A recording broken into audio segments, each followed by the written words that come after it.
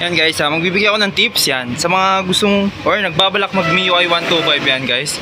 Pag may bibili pa lang kayo, unahin natin yung mga bibili muna guys. Unang-unang i-check nyo syempre yung ating langis. Yan. Yan yung ating dipstick yan. Yung dipstick natin na yan guys. May video ako niyan kung paano nyo i-check o malalaman kung paano na lang kataas yung level ng ating oil. Yan. Kung kano na lang kataas yung level ng ating oil or kano na lang kababa yung oil natin. May video ko niyan, tingnan nyo na lang dito sa aking YouTube channel. Yan. Maintindihan nyo doon kung pwedeng pa yung motor na kunin nyo or malakas ba siya magbawas ng langis. Yan, malalaman nyo doon.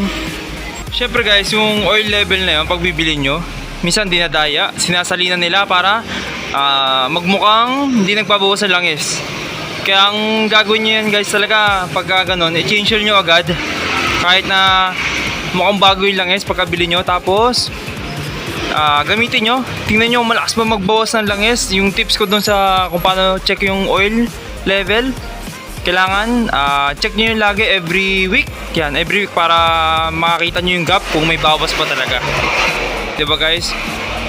Pangalawa guys, mga minor lang naman, mga minor na issue na madalas ginagawa namin sa MIUI 125 guys yan. Pero napakaganda motor niyan guys.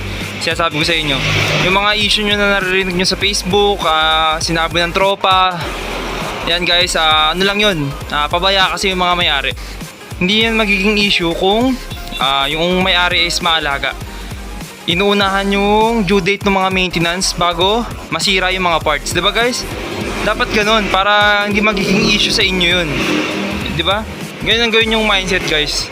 Napakaganda ng motor yan guys, napakadaming bumili niyan kasi napaka ganda ng performance yan guys. Yung mga nasabi din ng issue, ano lang yun guys, kaya nyo i-prevention basta yung maintenance nyo on time or mas maaga pa. Lang naman yung mga brake pads niyan guys, yan. Kung okay pa yung brake pads niya, pwede nyo silipin yan dyan, yan. Yan, silipin nyo dyan yung brake pad niya kung makapal pa. Tapos siyempre yung ating steering bearing yan, or yung tatawag naming ball race niya yan. Kailangan may mag-aangat dun sa likod yan, aangat, tapos alugin lang nyo yung shock, dalawang kamay. Pag medyo may naramdaman ko yung play, kailangan sasama yung buong motor pag inaalog nyo yung ating fork para malaman yung okay, walang alog yung ating ball race. Tapos siyempre yung bearing natin yan. Yan. Hawakan nyo ulit yung fork, tapos dito naman kayo sa gulong hawak sa mags, alugin nyo. Kailangan pag inalog nyo yung mags, sama-sama ulit yung buong fork at yung motor. Hindi kailangan siya parang naiiwan kasi basag na yung ating bearing nun. Next naman natin yung ating panggilid guys, yan. Pag nagda-dragging na guys, may mga video din ako dyan kung paano yan ma-prevent or paano nyo susolusyonan yung dragging yan basta mayroon kayong tools. Yan guys, tapos yung mga leak natin, check nyo yung buksan nyo yung engine cover yan. 3 tornilyo lang naman yan. Yan, dito sa may upuan, sa may kabila, tsaka dito sa baba. Yan. Tingnan nyo kung may leak kasi madalas nagkakalik din yung MIUI 125 kasi meron tong gasket. Pinapalitan din yon para mawala yung kanyang leak. Yan.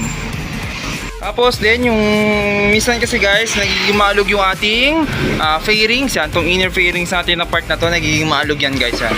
Kita nyo? Yan, gumagalaw-galaw siya.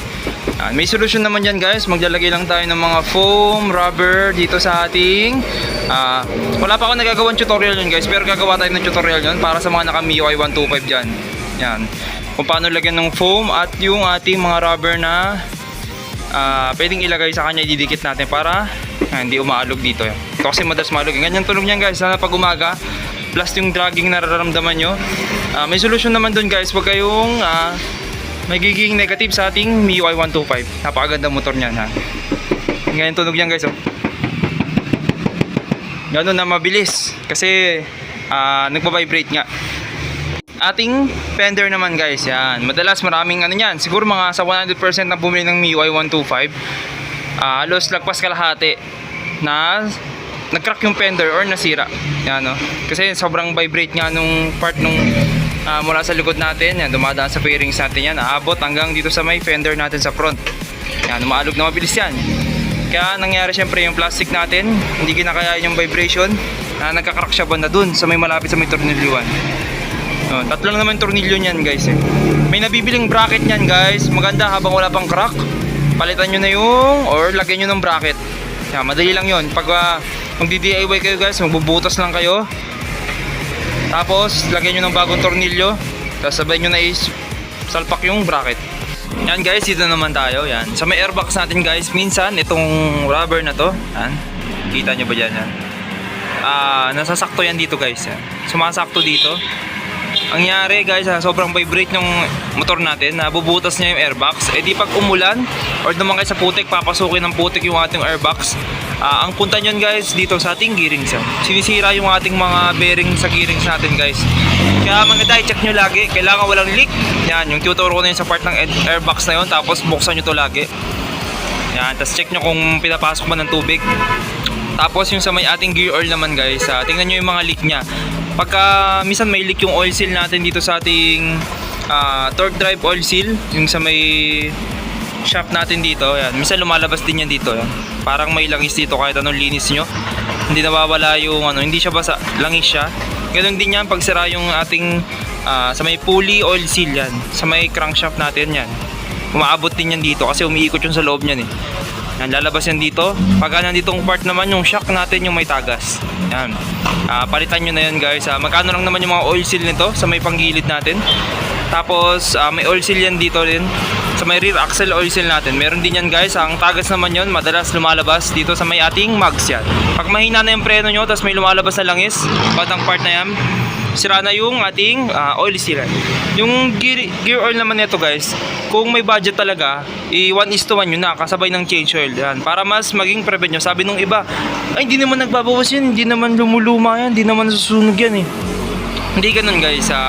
Mas maganda kung maalagaan nyo sa gear oil kasi mahal lang ang pesa nyan. Ilan na rin yung napalitan namin ng bearing, gearings, dahil nga nasira yung dito nila. Hindi nila inalagaan sa gear oil guys. Huwag kayong maniniwala doon, sabi na inaano lang kayo guys, parang in-influensya lang kayo, wag mag-maintenance ng mga yon. Maganda, isabay nyo na kung may budget o kaya 1:2. Yan, dalawang change oil, isang gear oil yun. Mas okay yun. Wag nyo nang paabuti ng hindi naman daw umaano yan, ganyan, di ba guys? Para hindi na rin kayo mabala. Mag-assistan guys, may na 5,000 lahat yan. Kasama yung gearings, lahat ng bearing.